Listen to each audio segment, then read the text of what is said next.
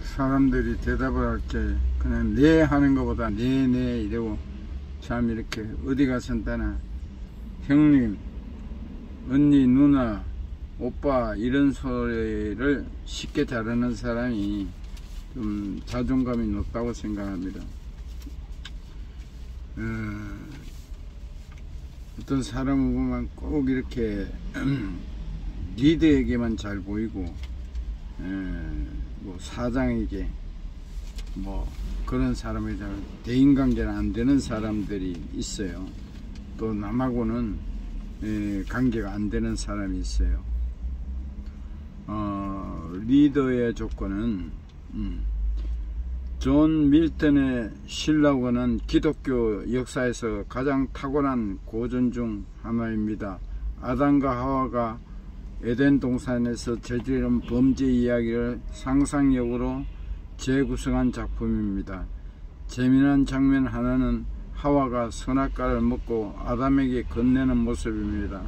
밀턴은 뱀이 하와에게 내가 먹어봤는데 너무 좋고 또 아무런 문제도 없었어 라고 유혹했더니 하와가 냉큼 받아 먹었다고 상상합니다. 그런데 하와는 왜 선악과를 아담에게 권했을까요? 밀턴은 두 가지 가능성을 상상합니다. 뱀의 말대로 하나님처럼 변해 지혜와 행복을 누리는 경우와 하나님 말씀대로 죽게 되는 경우입니다. 밀턴은 하와의 마음을 후자가 지배했기에 아담에게도 선악과를 권했다고 상상합니다.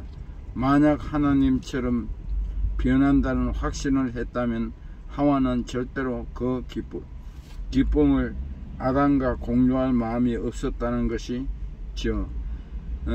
나아가 만일 하나님의 저주를 받아 죽는 경우라면 하와는 절대로 혼자는 죽을 수 없다는 마음에 아담에게 선악과를 권해준 죽음의 길로 초대한 것이라고 상상합니다. 상생보다는 공멸, 즉 함께 죽는 길을 택한 것입니다. 17세기 작품이라고 하지만 무섭습니다. 현대인의 이기심을 고스란히 보이는 듯한 상생만이 살 길입니다.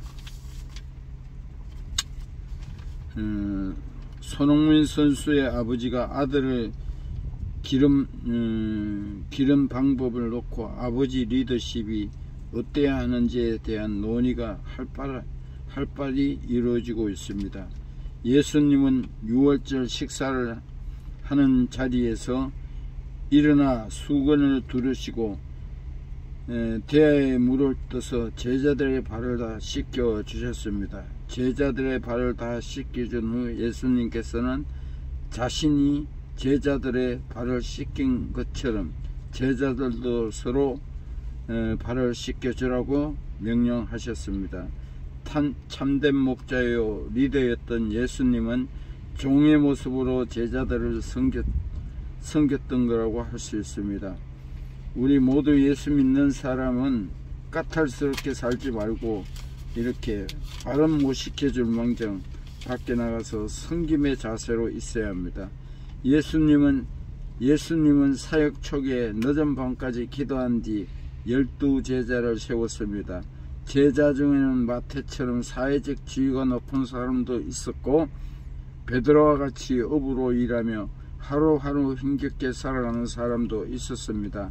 하지만 예수님께서 이런 배경과 상관없이 사람을 세우는 일부터 시작했습니다. 왜냐하면 사람을 세우는 일, 즉 리더를 세우는 일이 하나님의 본래 사역이며 하나님께서 원하시는 일이 있기 때문입니다.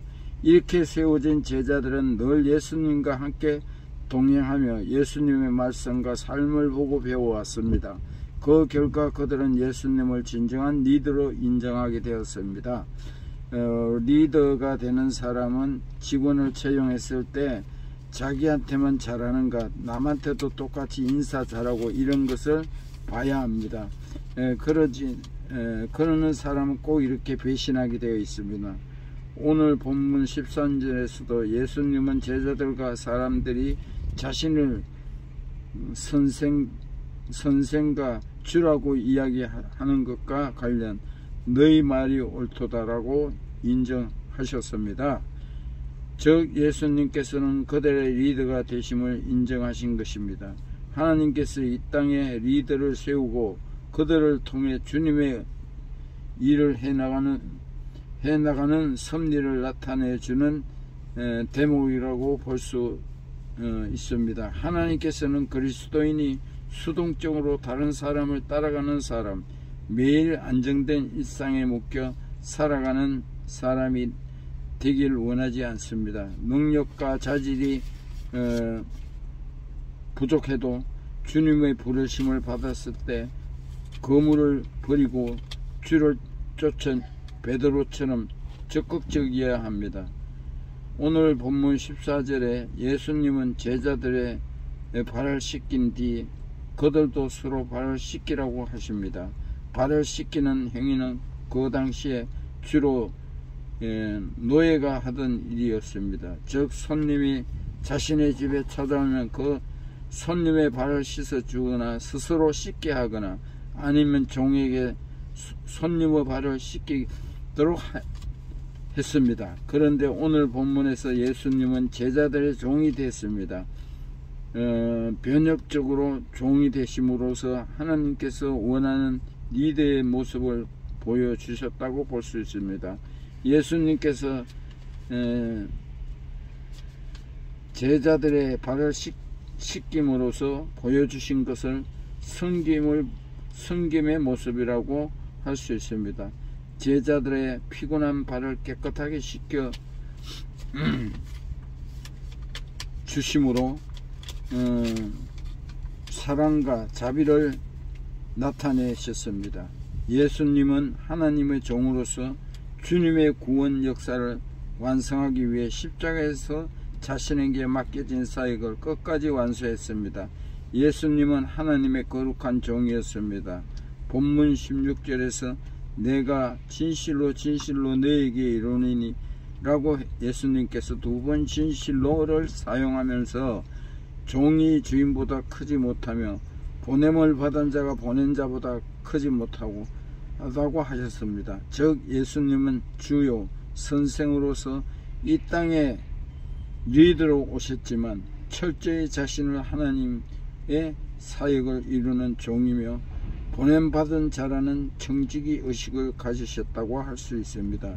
예수 그리스도는 진정한 서번트 리더십의 모습을 보여준 분입니다. 세상의 가치와는 반대되는 변혁적 리더십의 소유자라고 할 수 있습니다.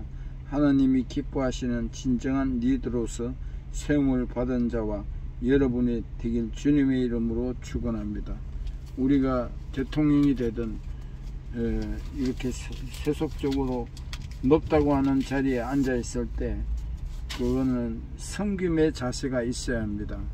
우리는 섬김의 리더십을 배웁시다.